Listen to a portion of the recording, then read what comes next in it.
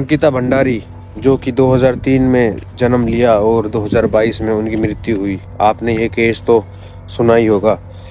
अंकिता भंडारी एक 19 साल की लड़की थी जो कि अपनी परिवार की आर्थिक स्थिति को ठीक करने के लिए नौकरी करने के लिए उत्तराखंड के पौड़ी ज़िले में 2022 में गई। कुछ ही टाइम बाद रिसोर्ट के मालिकों ने उस पर दबाव डालना शुरू किया कि हमारा एक वीवीआईपी गेस्ट आएगा, उसको तुम्हें सर्विस देनी है। अंकिता भंडारी, जो कि 19 साल की थी, उसने ये सब करने से मना कर दिया और नौकरी छोड़ने के लिए जाने लगी। उन्होंने अंकिता भंडारी को इस डर से मौत के घाट उतार दिया क्योंकि अंकिता भंडारी को सब पता चल चुका था। उन्हें ये डर था कहीं वो कोई बात खोल ना दे। आप जानते ही होंगे इस केस के बारे में। आइए विस्तार से जन्म से लेकर आखिर तक का सफ़र तय करते हैं इस वीडियो में। अंकिता भंडारी कौन थी, क्या थी, कहाँ से थी? अंकिता भंडारी, जो कि पौड़ी गढ़वाल उत्तराखंड की रहने वाली थी, उसने 12वीं पास करने के बाद 6 महीने का एक होटल में डिप्लोमा पूरा किया। डिप्लोमा पूरा करने के बाद उसने 22 अगस्त 2022 में वनंतरा रिजॉर्ट में नौकरी हासिल की, जो कि ऋषिकेश उत्तराखंड में स्थित है। वहाँ उसने एक रिसेप्शनिस्ट के तौर पर काम करना शुरू कर दिया था। एक जम्मू का लड़का था पुष्टदीप नाम से, उसके साथ भी उसकी अच्छी दोस्ती थी और वो उसे ऑनलाइन मिली थी।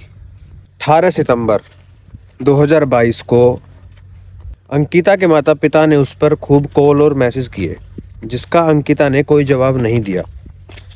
फिर उसके बाद उसके माता पिता उसे ढूंढने के लिए रिजॉर्ट में उसके कमरे में गए, जहाँ की उनको भी कोई साक्ष्य नहीं मिला। उसके बाद उसके पिताजी ने एक गुमशुदगी की रिपोर्ट दर्ज कराई, जिसका 2 दिन तक कोई परिणाम नहीं हुआ या परिणाम नहीं मिला। उसके बाद इस केस को बाद में लक्ष्मण झूला पुलिस को इस केस को ट्रांसफ़र कर दिया गया। इसके बाद पुलिस ने पुलकित आर्य और अंकित गुप्ता और सौरभ को गिरफ्तार करने में कामयाबी हासिल की। पुलिस के सख्त पूछताछ के बाद तीनों ने अपना जुर्म कबूल कर लिया था और बताया जा रहा था कि पुलकित के साथ अंकिता के कुछ गर्म बातचीत चल रही थी, तो उसे सॉल्व करने के लिए वो दोनों किसी पास के स्थान पर गए, जबकि बीच में ही अंकिता के साथ उनका विवाद होना शुरू हो गया था।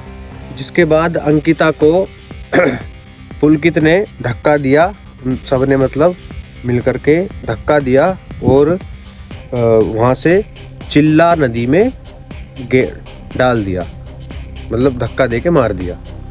सब होटल में आए और उन्होंने अलग कहानी सुनाकर इस केस को रफा दफा कर दिया। अंकिता का जो शव था वो 24 नवंबर को 2022 में आपदा प्रतिक्रिया बल द्वारा अंकिता का शव 24 नवंबर 2022 को प्राप्त किया गया था। जो अंकिता का शव था वो चिल्ला नहर के या नदी के कह सकते हैं कि बैराज से प्राप्त हुआ था। जब तहकीकात हुई तो पता लगाया गया कि डूबने से पहले या धक्का देने से पहले भी उसे कुछ चोटें लगी थी और फिर जो उसकी जो असली में मौत जो हुई है वो डूबने से ही हुई है। इस चीज़ का पता लगाया गया था कि बाद में जो अज्ञात मतलब कि अनजान लोग थे उस रिजॉर्ट पर गए और बुलडोज़र चढ़ा दिया, मतलब कि उस रिजॉर्ट पर बुलडोज़र चढ़ा दिया। पर लोग बागों ने सोचा कि यार ये तो गवर्नमेंट का काम है, गवर्नमेंट ने क्या होगा। पर जब पता लगा कि गवर्नमेंट मतलब जब डीएम साहब से पूछी गई वहाँ के उससे, तो उन्होंने कहा कि गवर्नमेंट का इसमें कोई हाथ नहीं है। जो अंकिता का परिवार था पोस्टमार्टम रिपोर्ट से खुश नहीं था। वो कह रहे थे कि हमें मतलब अभी भी शक है, तो हम जब तक अपनी बेटी का अंतिम संस्कार नहीं करेंगे जब तक हमें सही रिपोर्ट और वो नहीं मिलती है। फिर उन्होंने ये भी सोचा कि वो बोलने लगे अंकिता के माता पिता कि गवर्नमेंट ने सबूत मिटाने के लिए उस पर बुलडोज़र चढ़वा दिया। 25 सितंबर 2022 को अंकिता का श्रीनगर में अंतिम संस्कार किया गया। कांग्रेस के नेता थे, उनकी सहायता करने का आश्वासन दिया और कहा कि हम तुम्हारे साथ हैं। तो उसके घर वालों का हौसला बढ़ाया बाद में क्या हुआ कि पुलिस ने जो है एक SIT की टीम थी उसका गठन किया इस मामले की जांच को पूरा करने के लिए।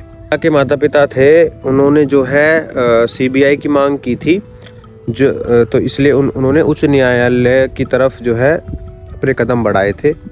2022 में ही पुलिस ने जो है 500 पन्नों की चार्जशीट तैयार की थी उन आरोपियों के खिलाफ पूरी।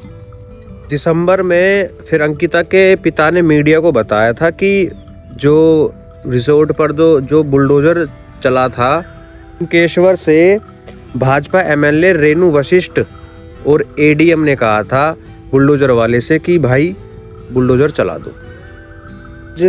2026 में भी ये केस ट्रेंडिंग में चल रहा है, तो कुछ नए जो है नाम खुल के आ रहे हैं बीच में, पर जो है मेन जो कारण जो सामने आया था बीच में मैंने आपको बताया नहीं, वो ये था कि VIP गेस्ट को सर्विस देना, ये अंकिता से कहा गया था। फिर अंकिता ने उस चीज़ का विरोध किया तो इस चीज़ से उसको मार दिया गया, इस चीज़ के लिए कि तुमने विरोध किया और तुम बाहर कहीं बोल दोगी। ये था उनका फुल मकसद, पर उन्होंने झूठ बोला कि कुछ और था। अब बातें खुलेंगी, सामने आएंगी, वो जब सामने आएगा भारत में क्राइम ऐसा बहुत बढ़ता जा रहा है।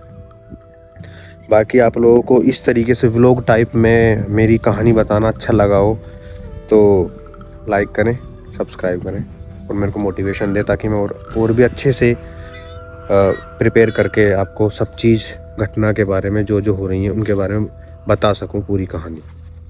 धन्यवाद, नमस्कार।